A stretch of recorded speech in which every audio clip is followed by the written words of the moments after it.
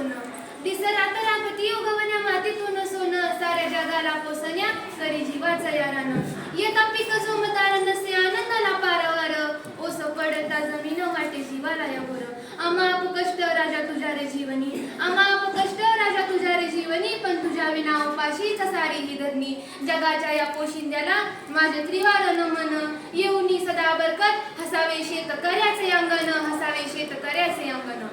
रस्त्यावर ट्रॅक्टर मधून जाताना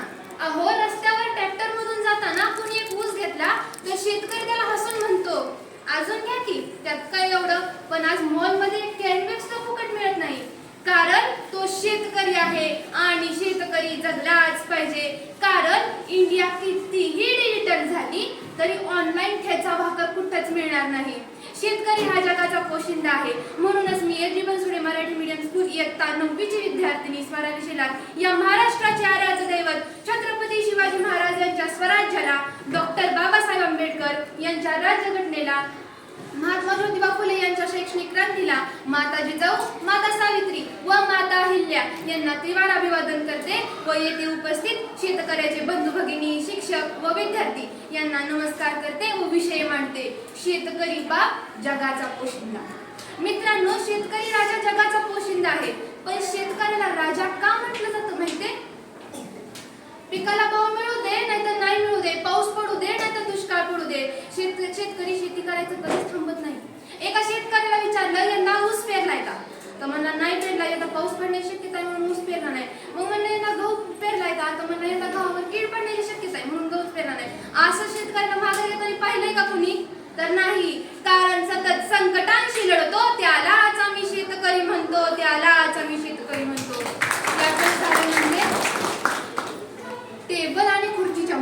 टेबल आणि खुर्चीच्या मध्ये ढेरी परफेक्ट दाबून बसलेल्या साहेबाला सखाराम आदरानं म्हणला धन्यवाद साहेब धन्यवाद तुमचा मनापासून धन्यवाद तुम्ही गोष्ट समजून घेतली त्या दुःखाची आणि फाईल मंजूर केली साहेब त्या पाण्यात वाहून गेलेल्या पिकाची तुमचा मनापासून धन्यवाद असं म्हणत सखारामनं खडे साखरेचा प्रसाद साहेबांच्या हातावर ठेवला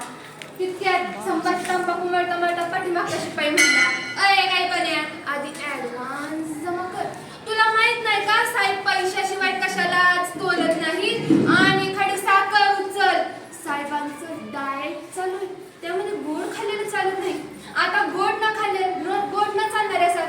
साखरेनी टेबला खालच्या नोटा खाणं बसल का अहो गोड न चालणाऱ्या डाएट मध्ये टेबला खालच्या नोटा खाणं बसल का आणि फुल झालेल्या ढेरीत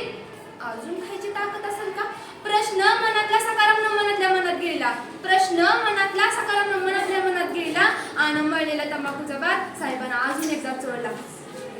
फाईल मंजुरीत 5,000 खिशातून गेले साहेब फाईल मंजुरीत 5,000 खिशातून गेले साहेब एकदा फाईल बँकेत जमा करून घ्या तुमच्या नोटा आणून देतो साहेब लागलं तर यावर्षी शेतात काय पेरणार नाही पण मायेची शपथ घेऊन सांगतो साहेब तुमचा ठरलेला हप्ता ठेवणार नाही तुमचा ठरलेला हप्ता ठेवणार नाही साहेब म्हणाले चालतंय काहीच हरकत नाही चालतंय काहीच हरकत नाही पण तुला तर माहितीये आपल्या सहीशिवाय फाईलच पुढे सरकत नाही सकाराम गप्प बसला तितक्यात पाठीमागच्या शिपायानं आपल्या तंबाखूचा हात झटकला आणि सकाराम शेतातल्या झाडाला जाऊन लटकला आता हेच चक्र पुन्हा चालू होईल सकारामच्या आत्महत्येला निधी घोषित होईल त्याच्या निधनाची बातमी पेपरात येईल आणि सकारामचा पोरगा साहेबाकडे जाईल साहेब त्याच्याकडून काय घेईल टेबला खालचं आणि 4 आणच मिळतील त्याला आणि 12 आणच होईल खर्च अशी माझी या शेतकऱ्याची व्यथा म्हणूनच शेतकरी जगलाच पाहिजे देशात वायफाय झोन नाही तर ऍग्रीकल्चर झोन तयार व्हायला पाहिजे सरकारनं घोषणांचा वर्षाव करण्यापेक्षा पिकाला हमी भाव मिळून द्यायला पाहिजे शेतकरी ते ग्राहक असा डायरेक्ट संबंध तयार व्हायला पाहिजे तरच शेतकरी जगेल आणि एकही शेतकरी आत्महत्या करणार नाही जगल तेवढंच म्हणेल सूर म्हणतो साथ दे दिवा म्हणतो वाद दे सूर म्हणतो साथ दे दिवा म्हणतो वाद दे कष्टाच्या अन्यायाच्या आणि दुष्काळाच्या गर्तेत सापडलेल्या शेतकऱ्याला बाप्पा तुझ्या मदतीचा हात दे इडापिडा टळू दे आणि बळीराजाचंच राज्य येऊ दे एवढाच आशावाद जय जवान जय किसान धन्यवाद.